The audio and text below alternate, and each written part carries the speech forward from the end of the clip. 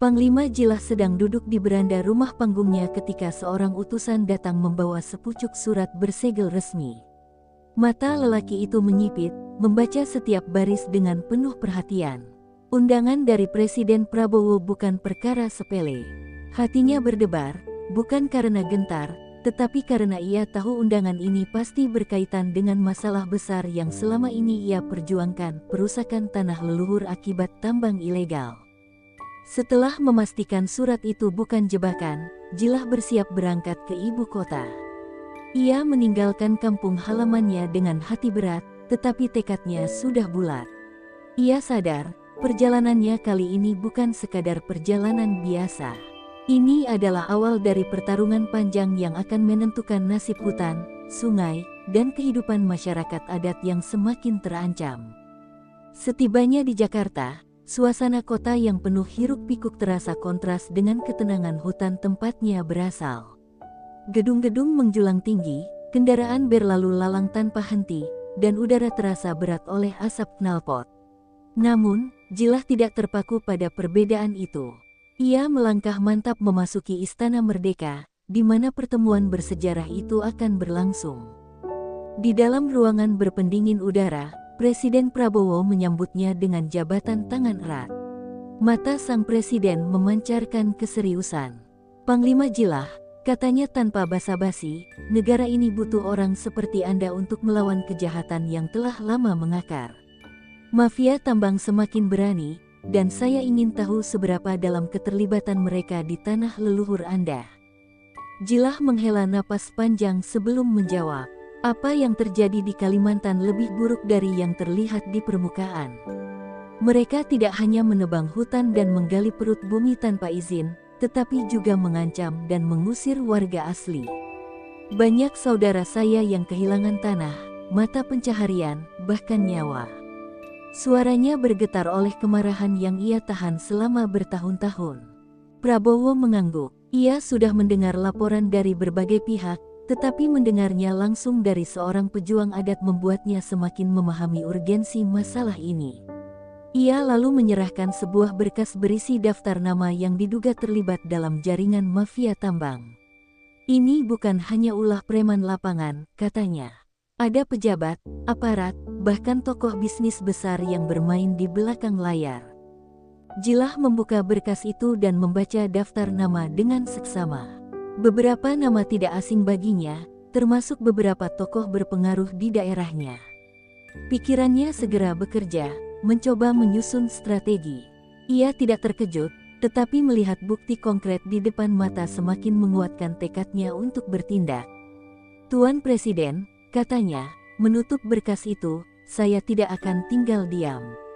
Saya akan menyelidiki lebih dalam, tetapi saya butuh dukungan. Jika kita ingin menumbangkan mereka, kita harus siap menghadapi perlawanan balik yang tidak akan ringan." Prabowo menatapnya dengan penuh keyakinan. "Kami akan mendukung Anda, tapi ingat, ini bukan hanya perang melawan individu, melainkan sistem yang telah lama korup. Anda akan menghadapi ancaman lebih besar dari yang Anda bayangkan." Jilah mengangguk mantap. Ia tahu jalan di depannya penuh bahaya, tetapi menyerah bukan pilihan.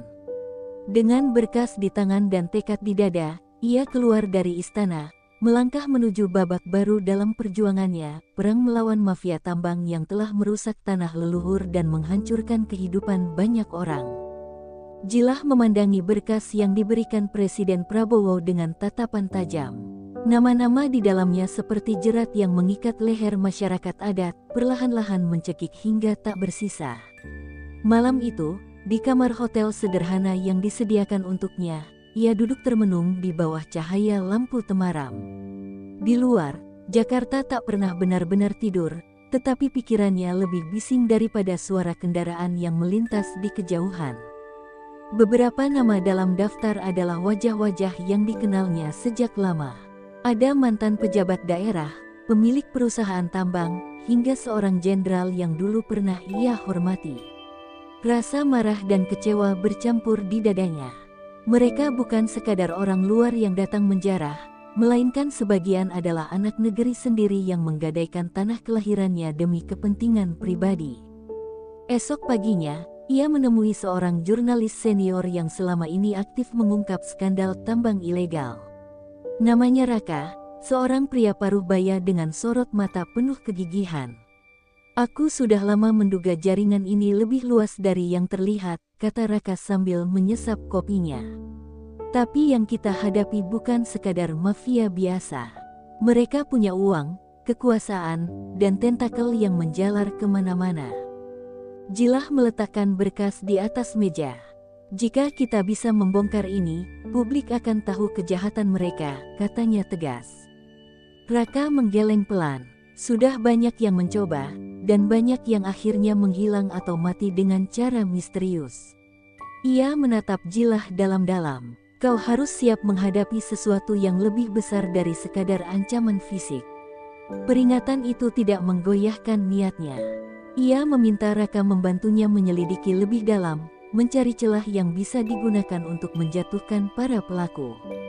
Keduanya sepakat untuk mulai dari orang-orang kecil, para buruh tambang yang dipaksa bekerja dengan upah minim dan ancaman senjata. Dalam perjalanan ke daerah pertambangan ilegal, Jilah dan Raka melewati jalanan berlumpur yang dikelilingi pepohonan tinggi. Di kejauhan, suara mesin bor dan alat berat terdengar seperti dengungan kematian bagi hutan yang terus direnggut. Mereka tiba di sebuah kamp pekerja, tempat para buruh tinggal dalam kondisi mengenaskan. Seorang lelaki tua dengan wajah penuh kerut menyambut mereka dengan waspada. "Kalian harus pergi," bisiknya seraya melirik ke arah beberapa pria berbadan kekar yang mengawasi. "Mereka tidak suka ada orang luar bertanya-tanya di sini." Jilah mendekat, menurunkan suaranya. "Kami tidak datang untuk membuat masalah. Kami ingin tahu siapa yang benar-benar mengendalikan tambang ini." Lelaki itu tertawa getir. "Kalian pikir kami punya pilihan? Jika ada yang melawan, mereka menghilang. Kami hanya bisa menundukkan kepala dan berharap besok masih hidup." Percakapan mereka terhenti ketika suara tembakan mendadak menggema di udara. Para pekerja berlarian ke segala arah, sementara Jilah segera menarik Raka bersembunyi di balik tumpukan kayu. Sekelompok pria bersenjata muncul dari balik truk tambang, mencari sumber kegaduhan. "Siapa yang membawa orang luar ke sini?" Suara berat seorang pria bergema, diiringi derap langkah mendekat. Jilah merasakan adrenalin memuncak. Ini bukan sekadar investigasi biasa. Ini adalah medan perang yang sesungguhnya, dan ia tahu, semakin dalam ia menggali, semakin besar bahaya yang mengintainya. Tembakan menggema di udara, menggetarkan malam yang seharusnya sunyi. Jilah merapatkan tubuh di balik tumpukan kayu, napasnya tertahan. Raka berjongkok di sampingnya, wajahnya pucat. Para pria bersenjata melangkah mendekat, senter mereka menyapu area kamp. "Siapa yang membawa wartawan ke sini?"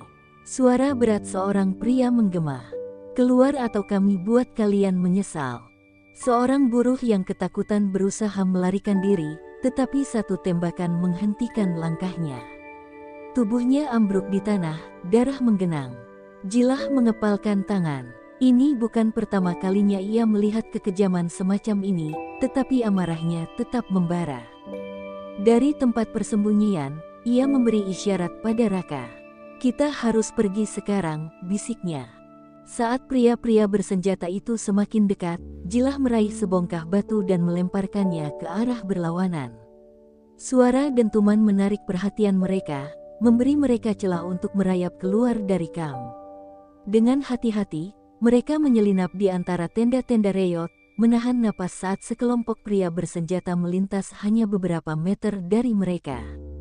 Begitu berhasil keluar dari area kamp, mereka berlari menuju hutan. Napas mereka memburu, ranting-ranting tajam mencakar kulit, tetapi mereka tidak berhenti. Di kejauhan, suara anjing penjaga mulai terdengar, menandakan bahwa pengejaran telah dimulai. Jilah meraih lengan Raka, menariknya ke balik pohon besar. "Mereka akan menyisir area ini. Kita harus berpencar." Raka menggeleng keras. "Aku tidak bisa dibiarkan sendiri di sini." "Tidak ada pilihan lain," balas Jilah. "Kau pergi ke arah barat, cari jalan ke desa terdekat. Aku akan mengalihkan perhatian mereka." Tanpa menunggu jawaban, Jilah meraih sebatang kayu kering dan melemparkannya ke semak-semak di sisi lain, menciptakan suara gemerisik yang cukup untuk membuat para pengejar terpancing. Begitu mereka beralih arah, Jilah berlari ke sisi yang berlawanan. Namun, belum jauh ia melangkah, sebuah suara keras terdengar dari belakang. "Berhenti!" Cahaya senter menyorot langsung ke wajahnya. Ia mengangkat tangan perlahan, berpura-pura menyerah, tetapi matanya terus mencari celah. Jadi ini yang disebut Panglima Jilah. Seorang pria bertubuh besar mendekat, menyeringai. "Kau kira bisa mengacau di sini dan pergi begitu saja?" Jilah diam, tubuhnya tegang. Pria itu mengangkat senjata, siap menembak. Namun, sebelum pelatuk ditarik, Jilah bergerak secepat kilat, menyambar tangan pria itu dan memutarnya dengan kekuatan penuh. Senjata terlempar ke tanah. Dalam hitungan detik, ia menghantam lawannya dengan siku, membuat pria itu terhuyung. Teriakan menggema di udara. Para pengejar lainnya menyadari perkelahian itu dan bergegas mendekat. Jilah tahu ia tak bisa menghadapi mereka semua. Dengan cepat, ia mengambil senjata yang terjatuh dan berlari menuju hutan lebat. Peluru melesat di belakangnya, beberapa nyaris mengenai tubuhnya. Namun, gelapnya malam menjadi sekutunya. Dengan langkah cepat dan napas memburu, ia terus berlari, meninggalkan suara-suara itu semakin jauh di belakang. Saat akhirnya mencapai perbatasan desa, kakinya hampir menyerah. Ia menoleh sekali lagi ke arah hutan, memastikan tak ada yang mengejar. Baru setelah itu, ia mengizinkan dirinya untuk jatuh berlutut, membiarkan tubuhnya tenggelam dalam kelelahan. Ini bukan lagi sekadar perlawanan biasa. Mereka tahu siapa dia, dan sekarang, perang yang sesungguhnya telah dimulai. Jilah terhuyung memasuki desa kecil di tepian hutan. Napasnya masih memburu, keringat membasahi tubuhnya. Di kejauhan, suara tembakan telah mereda, tetapi bahaya belum berlalu. Ia harus bergerak cepat. Seorang perempuan tua yang mengenakan kain lusuh menatapnya dengan pandangan khawatir. "Kau terluka?" tanyanya lirih. Jilah menggeleng. "Aku butuh tempat bersembunyi." Tanpa bertanya lebih jauh, perempuan itu menariknya ke dalam rumah panggung kecilnya. Aroma kayu basah dan tanah memenuhi ruangan yang remang. Ia duduk di sudut, mendengarkan suara langkah di luar. Orang-orang bersenjata itu pasti sedang menyisir desa, mencari jejaknya. Perempuan itu menyerahkan semangkuk air. "Mereka sering datang ke sini," bisiknya. "Mencari siapa saja yang berani melawan." Jilah menatapnya dalam-dalam. "Apa mereka pernah menyakiti penduduk?" Mata perempuan itu berkabut. "Mereka tidak butuh alasan untuk membunuh."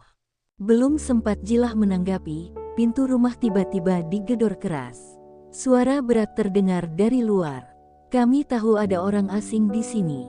Keluarkan dia sekarang juga." Perempuan itu gemetar.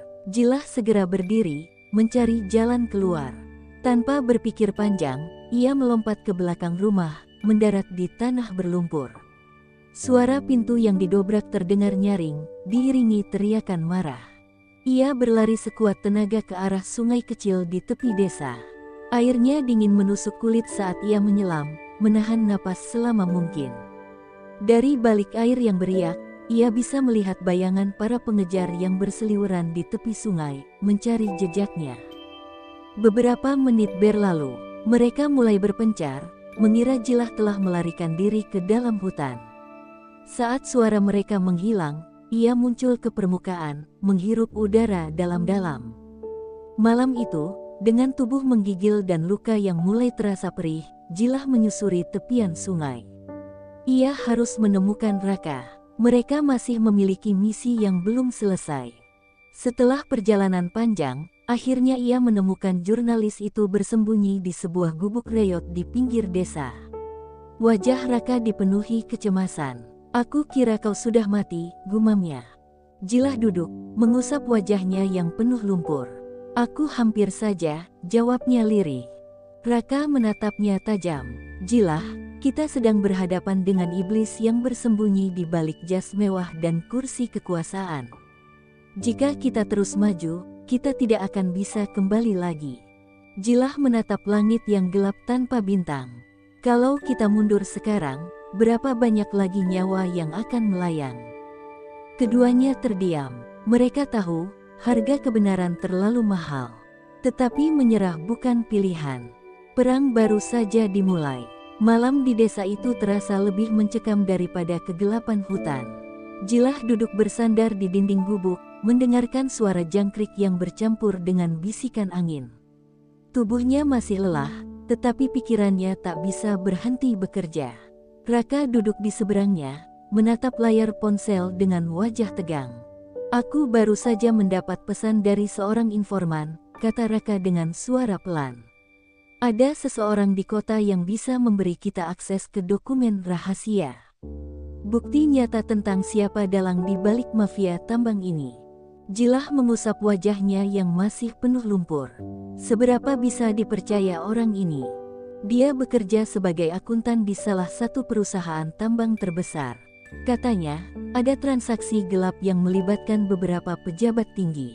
Jika kita bisa mendapatkan data itu, kita bisa menjatuhkan mereka. Jilah mengangguk, lalu berdiri. "Kita harus pergi sekarang, sebelum mereka menemukan kita di sini." Tanpa membuang waktu, keduanya meninggalkan gubuk, menyusuri jalan setapak menuju pinggiran desa. Mereka menaiki sebuah truk tua yang dikendarai seorang pria tua yang sudah menunggu. "Aku bisa mengantarkan kalian sampai kota," katanya dengan nada terburu-buru. "Tapi setelah itu, kalian sendiri yang harus menghadapi bahaya." Jilah hanya mengangguk. Ia tahu, sejak awal, ini adalah perjalanan yang harus ia selesaikan dengan tangannya sendiri. Perjalanan menuju kota tidak mudah. Sepanjang jalan, mereka harus melewati beberapa pos pemeriksaan yang dijaga oleh orang-orang bersenjata. Namun, berkat pengalaman dan naluri tajam Jilah, mereka berhasil lolos tanpa dicurigai. Begitu tiba di kota, suasana terasa lebih sunyi dari biasanya. Jalan-jalan lengang, dan udara terasa lebih berat. Mereka langsung menuju sebuah apartemen kecil di pinggiran kota, tempat informan mereka menunggu. Seorang pria kurus dengan wajah penuh kegelisahan membuka pintu. "Kalian datang terlalu cepat," bisiknya. "Aku belum bisa mengamankan semua dokumen." Raka melangkah maju. "Kita tidak punya banyak waktu. Mereka sudah tahu ada yang membocorkan informasi." Pria itu menghela napas panjang, lalu mengambil sebuah flash drive dari saku bajunya. "Ini semua data transaksi yang berhasil aku dapatkan. Tapi ada satu hal yang harus kalian tahu, mereka sudah membunuh beberapa orang yang mencoba mengungkap kebenaran ini." Jilah mengambil flash drive itu, menggenggamnya erat. "Kami tidak akan berhenti," katanya dengan nada dingin. Namun, sebelum pria itu bisa menjawab, suara keras dari luar membuat mereka tersentak. Ban mobil yang berdecit, diikuti suara pintu mobil dibanting. Beberapa detik kemudian, terdengar suara langkah kaki mendekat. Jilah meraih pistol yang ia selipkan di balik jaket. "Mereka sudah datang," bisiknya pada Raka. Pria kurus itu gemetar. "Aku tidak bisa ikut kalian. Jika mereka melihatku bersama kalian, aku pasti mati." Jilah menatapnya sebentar, lalu mengangguk. "Bertahanlah sebisa mungkin. Kami akan membawa kebenaran ini ke tempat yang lebih aman." Mereka keluar lewat pintu belakang tepat ketika suara gedoran keras menghantam pintu depan. Begitu mereka berlari ke gang sempit, beberapa tembakan menggema, peluru menghantam tembok di sekitar mereka. Jilah berlari secepat mungkin, menarik Raka agar tetap bergerak. Di belakang, suara para pengejar semakin dekat. "Kita harus berpisah," teriak Jilah. Raka menatapnya dengan panik. "Kau yakin? Ambil data ini." Jilah menyerahkan flash drive itu, lalu mendorong Raka ke arah gang lain. "Temui seseorang yang bisa dipercaya. Aku akan mengalihkan perhatian mereka." Tanpa menunggu jawaban, Jilah berbelok ke arah berlawanan, membuat dirinya terlihat. Beberapa pria bersenjata langsung mengejarnya, membiarkan Raka pergi tanpa dicurigai.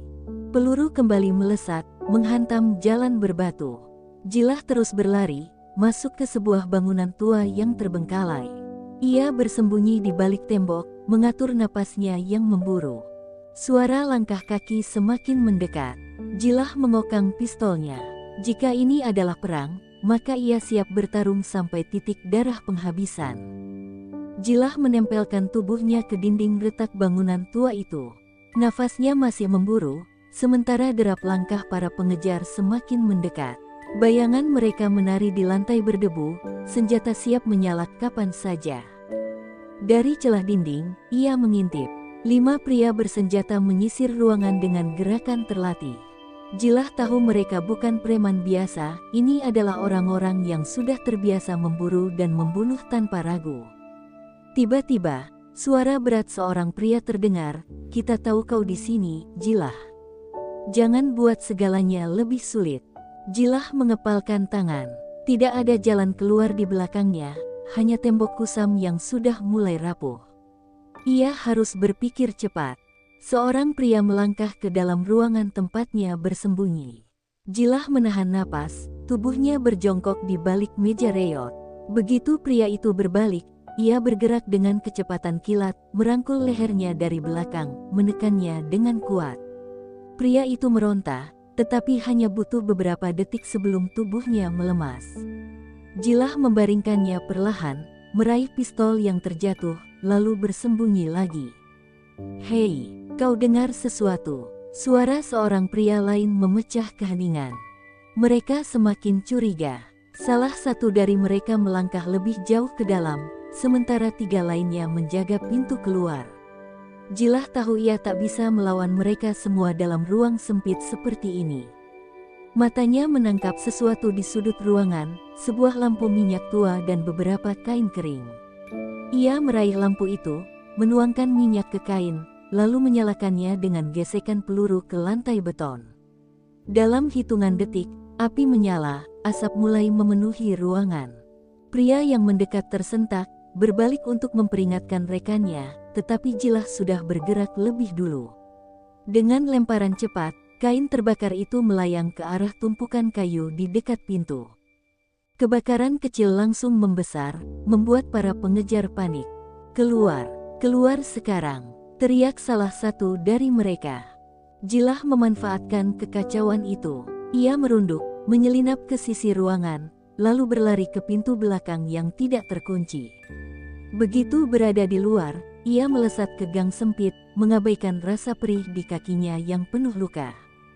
Suara tembakan terdengar dari belakang, tetapi api telah mengalihkan perhatian mereka cukup lama. Jilah terus berlari, hingga akhirnya ia tiba di sebuah jalan gelap yang sepi. Dari kejauhan, suara sirene polisi mulai terdengar. Ia tersenyum miris, mereka pasti datang bukan untuk menyelamatkan, melainkan untuk memastikan tidak ada jejak yang tersisa. Namun, ia tidak peduli. Yang penting, ia masih hidup, dan Raka kini membawa bukti yang mereka butuhkan. Jilah menyandarkan tubuhnya ke dinding, menatap langit yang gelap. Ia tahu ini baru permulaan. Perang belum selesai, dan ia bersumpah, ia akan membawa api yang lebih besar untuk menghancurkan mereka semua. Jilah merapatkan jaketnya saat angin malam menusuk kulit. Tubuhnya masih terasa lelah setelah pelarian tadi, tetapi pikirannya terus bekerja. Ia berada di sudut kota yang remang, bersembunyi di antara bayangan gedung-gedung tua yang nyaris tak berpenghuni. Tiba-tiba, suara langkah kaki terdengar mendekat. Jilah langsung meraih belati di pinggangnya, bersiap jika itu adalah musuh. Namun, dari kegelapan, sosok Raka muncul dengan napas memburu. "Kau berhasil lolos?" tanya Jilah dengan suara rendah. Raka mengangguk, wajahnya dipenuhi kecemasan. "Tapi kita dalam masalah besar. Mereka sudah tahu tentang flash drive ini." Jilah mendengus pelan. "Tentu saja mereka tahu. Sekarang pertanyaannya, siapa yang membocorkan informasi kita?" Raka terdiam sejenak, lalu mengulurkan tangannya yang gemetar, memperlihatkan layar ponselnya. "Aku menerima pesan anonim. Mereka bilang, jika kita tidak menyerahkan bukti ini dalam waktu 24 jam, nyawa kita jadi taruhannya." Jilah membaca pesan itu dengan rahang mengatuk.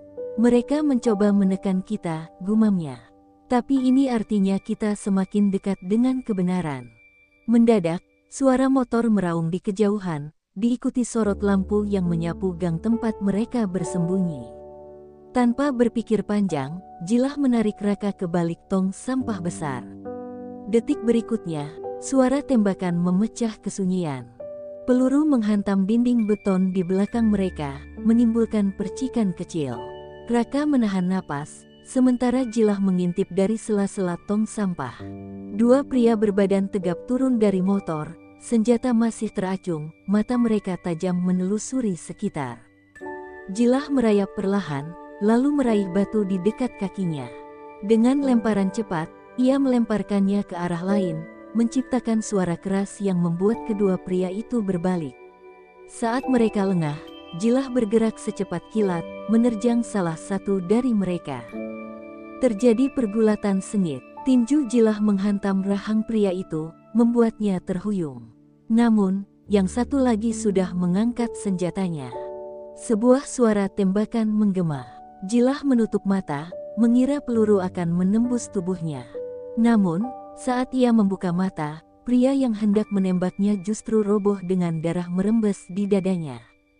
Raka berdiri di belakangnya, tangan gemetar memegang pistol yang masih mengepulkan asap. Aku menembaknya, Raka berbisik, suaranya dipenuhi keterkejutan dan ketakutan. Jilah bangkit, meraih bahu rekannya. Kita tidak punya pilihan lain, katanya lirih. Kita harus pergi sekarang. Mereka melangkah cepat, meninggalkan tubuh yang tergeletak di gang sempit. Tapi di benak Jilah, ada satu pertanyaan yang terus menghantuinya. Siapa sebenarnya yang membocorkan pergerakan mereka? Dan lebih dari itu, seberapa jauh mereka harus bertaruh nyawa demi kebenaran yang mungkin tak pernah bisa ditegakkan? Jilah dan Raka berlari menembus gang-gang sempit, jantung mereka berpacu dengan ketakutan yang menyergap. Aroma anyir darah masih tercium di udara, bercampur dengan bau busuk dari selokan. Di benak mereka, satu hal menjadi jelas, mereka tidak bisa lagi mempercayai siapapun. Setelah memastikan tidak ada yang membuntuti, mereka bersembunyi di sebuah gudang kosong di pinggiran kota. Napas Raka masih tersengal, tangannya gemetar hebat. Aku membunuh seseorang, gumamnya, suaranya nyaris tak terdengar. Jilah menatapnya dalam diam. Jika kau tidak menembaknya, kita yang akan mati, katanya tegas. Kita sudah melangkah terlalu jauh. Mundur bukan lagi pilihan. Raka menelan ludah, lalu menyerahkan flash drive yang selama ini ia jaga. Kita harus segera menyerahkan ini ke seseorang yang bisa dipercaya. Kalau tidak, kita hanya akan menjadi target berikutnya. Jilah mengambilnya, merasakan dinginnya logam kecil itu di telapak tangannya. Aku punya seseorang di pemerintahan yang mungkin bisa membantu, katanya. Tapi sebelum itu, kita harus mencari tahu siapa yang membocorkan pergerakan kita. Mereka saling bertukar pandang. Tidak banyak orang yang tahu tentang flash drive ini. Itu berarti, pengkhianat ada di antara orang-orang yang paling dekat dengan mereka. Malam semakin larut ketika mereka menyusup ke sebuah apartemen kecil di pusat kota. Cahaya lampu remang-remang menerangi wajah seorang pria yang sudah menunggu mereka. Aku tidak percaya kalian benar-benar membawanya, gumam pria itu sambil mengamati flash drive di tangan Jilah. Kami butuh jaminan bahwa ini akan sampai ke tangan yang tepat, balas Jilah, nadanya penuh ketegangan. Pria itu tersenyum tipis. Tenang saja, aku sudah menyiapkan jalur aman. Tapi, ada satu masalah. Jilah menyipitkan mata. Apa? Suara ledakan keras tiba-tiba mengguncang ruangan. Jendela bergetar, dan alarm mobil di luar berdering nyaring. Seketika itu juga, pintu apartemen didobrak dengan kasar. Jilah langsung menyadari kesalahannya. Ini perangkap. Pria yang tadi tersenyum kini mengangkat pistolnya. Kalian benar-benar mengira bisa lolos begitu saja, katanya dengan nada mengejek. Raka tersentak. Kau yang mengkhianati kita. Pria itu menghela napas panjang, seolah menyesal. Ini bukan soal pengkhianatan. Ini soal bertahan hidup. Jika aku tidak menyerahkan kalian, aku yang akan mati." Mata Jilah membara. "Lalu, kau pikir kami akan menyerah begitu saja?" Sebelum pria itu bisa menjawab, Jilah bergerak lebih cepat. Dalam satu gerakan, ia menyikut pistol dari tangannya dan menendangnya ke belakang. Raka ikut bergerak, menghantam wajahnya dengan kepalan tangan penuh kemarahan. Namun, suara langkah kaki mendekat. Mereka tidak punya banyak waktu. Jilah meraih flash drive yang hampir jatuh ke lantai dan menarik Raka keluar melalui jendela belakang. Mereka melompat ke gang sempit, lalu berlari secepat mungkin. Di belakang mereka, suara tembakan dan teriakan terdengar semakin dekat. Saat itu juga, Jilah sadar, mereka bukan lagi hanya buronan biasa. Mereka adalah ancaman terbesar bagi mafia tambang. Dan itu berarti, musuh tidak akan berhenti sampai mereka mati.